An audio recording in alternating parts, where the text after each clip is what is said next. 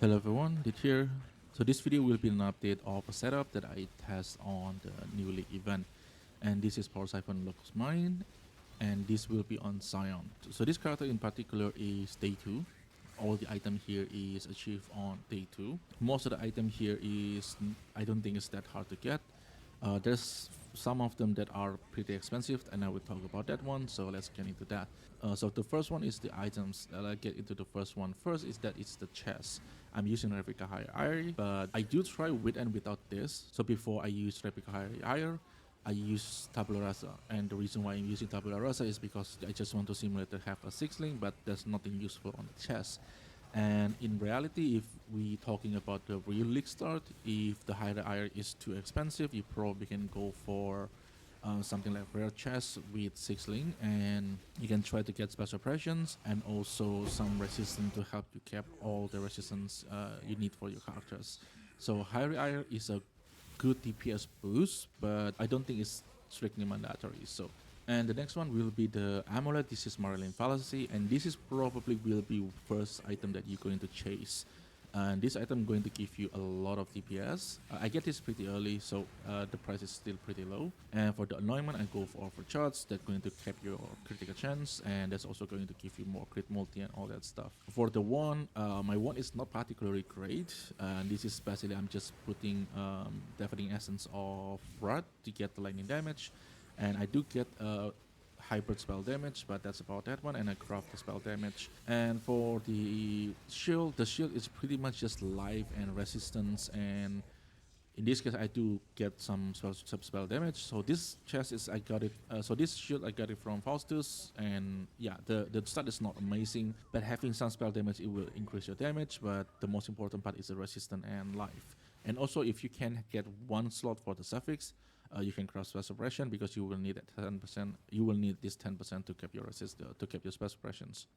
Helmet is one thing that I changed from my previous setup, and the reason why I'm not using Crown of the Reward Eye is because number one, if we're talking about day 1 to day 2, it's probably still going to be free craft to craft like a good items, like a decent items, unless you get lucky. So having a lot of rare items, it's going to make it easier for you to cap your resistance and also your chaos resistance, something like that. So on the helmet, you just want life and resistance. In this case, I do get quite lucky. I think this one is also from Faustus, so I got triple resistance and I just craft life, and this will be the helmet that I use for a very long time. And the next one will be the rings. I use this ring and this ring. The way I craft this ring is basically throwing essence of rage that's going to give you strength, and you will need the strength to fit your requirements. So ideally you will put 2 strength on the ring, and you can use essence of rage to do that one and look for some other resistance. Like if you can get double resistance, that's good, and if you can get 1 resistance with 1 good life, that's also good. And for the belt, it's still using Stygian Voice, and this is the same thing, just resistance and life. And in this case, I do hit the chaos resistance. It helped me to keep my chaos resistance from minus, and that's going to boost your survivability by quite a lot. And for the boots, this is the boot I get, like I think also from Faustus. It's the same thing, life, resistance, and movement speed. And for the implicit, I still haven't get the implicit that I want. The implicit we will go for avoid being shocked and avoid elemental elements, and the next one we can go for storm shroud. But I will talk about storm shroud a little bit later on, because we don't exactly need that in the early setup. And for the glove, I'm still using the other tenure. This one is just huge amount of DPS. So, and yeah, I think that's about the items. It's still pretty much the same with the last setup, but I do change the helmet a little bit so it's easier to fit in everything. And the next one, let's talk about the passive tree. So the passive tree, I do change things a little bit. And the first one is I'm no longer taking Whisper of Doom, and this is because I find it a little bit problematic to using double curse, and I just don't like the playstyle with it. So I just decided to drop the punishment, and I take this node over here for extra damage. And then, yeah, I mean, the rest of it is still pretty much the same. Ideally, we will want jewel with like avoid being shocked, so we can put Storm Shroud. And about the Storm Shroud, you don't actually need it early on because we can get the immunity from shock from this mastery over here. And because I'm also changing the aura that I'm using from Skitterbot to Arctic Armor, now I'm using Arctic Armor, I'm also immune to freeze. So you only have two elemental elements that you're going to get, and the first one is Ignite, and the second one is Chill. I mean, there's also Scorch, but Scorch is pretty rare, I think. So most of the time you will see Ignite and you will see Chill. The chill part, there's nothing much you can do. You can take the Pantheon over here, that's going to reach the amount of chill, but I don't find that big of a deal. And for the Ignite itself, you can take this Minor God Soul of Apparat, and that will reduce the duration of Ignite on you. And this is so far more than enough to keep me alive. So you can delay the Storm Shroud for a little bit. I mean, in the end of the day, you probably still want to go for the Storm Shroud, because that just basically make you elemental immune, and you don't have to worry about sap, Scorch and all that stuff, and it's just a lot easier to do it that way. And this is just the early setup before you have the currency to buy anything, because Stormsword can be quite expensive too. And the other thing is also to decide not to use Little Pride, and this is because in this event, I don't think there's that many people playing, so the amount of supply is not that high, and I just cannot find a Little Pride that are useful. And the Little Pride primary use is just to cap your strength, and the second one is to boost your DPS a little bit if you can find the Little Pride with double damage. But that's about the use of the Little Pride. I don't think you necessarily need that. And the rest of the three, I think, is still pretty much the same.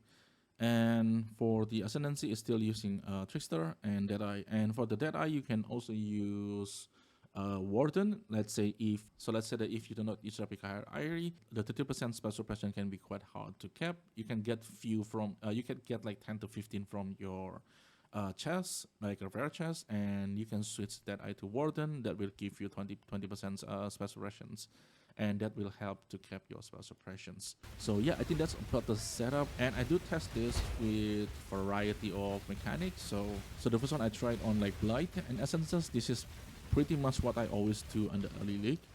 And Blight, this setup surprisingly can do it really well. I can do the normal Blight on the maps, I can do Blight maps, I can do Ravage map. Ravage map is a little bit rough because the unique boss is really tanky, but it's still doable.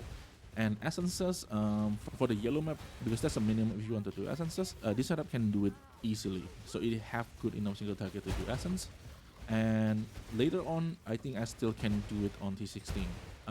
It's just on T16 sometimes if you have the Essence Rare monster that also have like a lot of mods that are going to make them really tanky, that can take a while to kill. But because this setup have speed, so you can kite them around. So I tried on T16, it's still doing just fine. And the second one I also tried doing Legion with it. It's very good with Legions. And the second one I also tried with Expeditions, and the Expedition is good enough.